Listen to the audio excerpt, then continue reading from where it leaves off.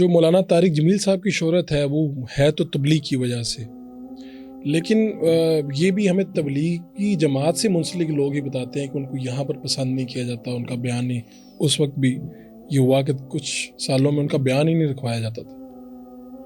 اب تبلیغ کا اپنا سیٹ اپ ہے نا، ان کا اپنا وہ.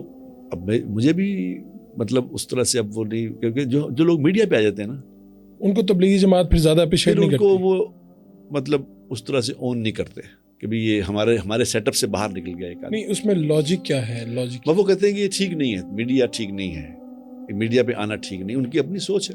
یعنی تبلیغ کا کام صرف یہ رائیونڈ کے اس دائرہ کار وہاں پہ ہونا چاہیے صرف.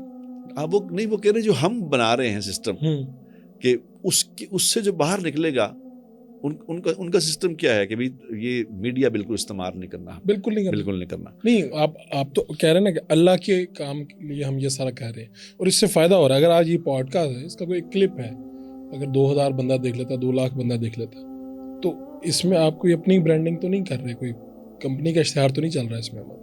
وہ ان کی سوچ ہے اپنی، وہ نہیں مان. جیسے اب نہیں، کیا یہ حاجی صاحب کہہ کے گئے تھے یا ان کی سوچ تھی یا کیا تھا، وجہ کیا بنی؟ میں بس یہ اصل میں کسی بھی، میں سمجھتا ہوں فاروق بھائی، میری کیا عقل ہے، میری اپنی ذاتی یہ رائے ہے. جیسے مثال کے طور پہ آپ کو اگر یاد ہو تو بہت سارے مفتی صاحبان جو ہیں وہ اس میڈیا پہ نہیں آتے تھے. جی بالکل.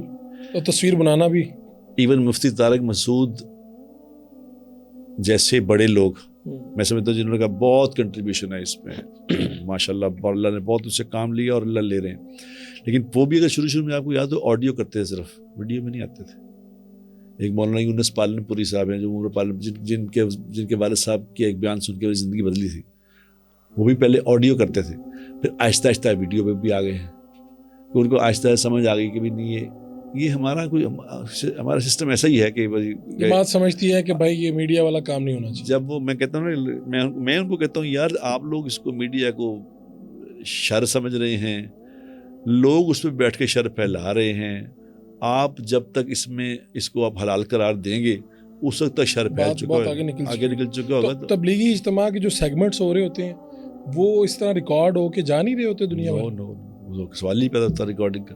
وہ تو فوٹو نہیں بنانے دیتے، فوٹو تصویر پہ لڑائی ہوتی ہے. تو وہاں پہ لوگ ایک دوسرے کے ساتھ. مجھے یاد ہے کہ وہ یہ مولانا سعد صاحب ہیں ہمارے تبلیغ کے، جو مطلب مولانا الیاس صاحب رحمۃ اللہ علیہ کی جو اولاد میں سے مولانا سعد صاحب ہیں رائیونڈ کے، وہ اپنا ہندوستان کے جو بزرگ ہیں.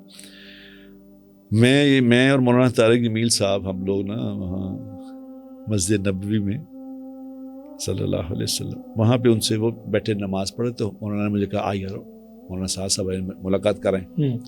تو ہم ان سے ملاقات کرنے کے لیے وہ نماز کے بعد بیٹھ گئے. بیٹے بھی سے ساتھ تھے، دوست ظاہر اور لوگ بھی ساتھ تھے، تو بیٹھ گئے. اب جب ہم بیٹھ گئے تو اب مولانا طارق جمیل صاحب چونکہ فیمس آدمی مشہور، تو لوگ آ کے نا تصویریں بنا رہے ہیں. تصویر تو مولانا سعد صاحب نے کہیں دیکھ لیا کہ کسی بندے نے تصویر بنائی ہے، تو مولانا سعد صاحب نے یقین کرو مسجد نبوی کے اندر اتنے زور سے ڈانٹا کہ میں ہی ڈر گیا کہ اتنی مسجد میں اتنی اونچا ڈانٹ دیا انہوں نے. روکو اس کو، تصویر پڑھ کسی نے اس سے. ہم حیران ہے کہ کیا ہوا. جی کوئی بات نہیں، حرام ہے. تو ہم دونوں مولانا ہم فوراً اٹھ گئے. ان کے اچھا ٹھیک ہے جی، غلطی ہماری وجہ سے، لوگ ہم آئے ہیں تو یہاں تو لوگ آئیں گے فوٹو، تو ہم اٹھ کے پرے جا کے ادھر جا کے فوٹو ہم نے اتار لی. لیکن ان کے سامنے نہیں. یہاں بھی رائیونڈ میں بھی ہمارے کوئی بزرگ ایسے ہیں جن کے سامنے فوٹو آپ کو پتہ چل جائے، ان کو بند کرو کیمرہ، بند کرو. اب ان کا اپنا سسٹم ہے، میں ان کو اعتراض نہیں کرتا، لیکن ان کا اپنا ہے سسٹم، وہ نہیں آتا.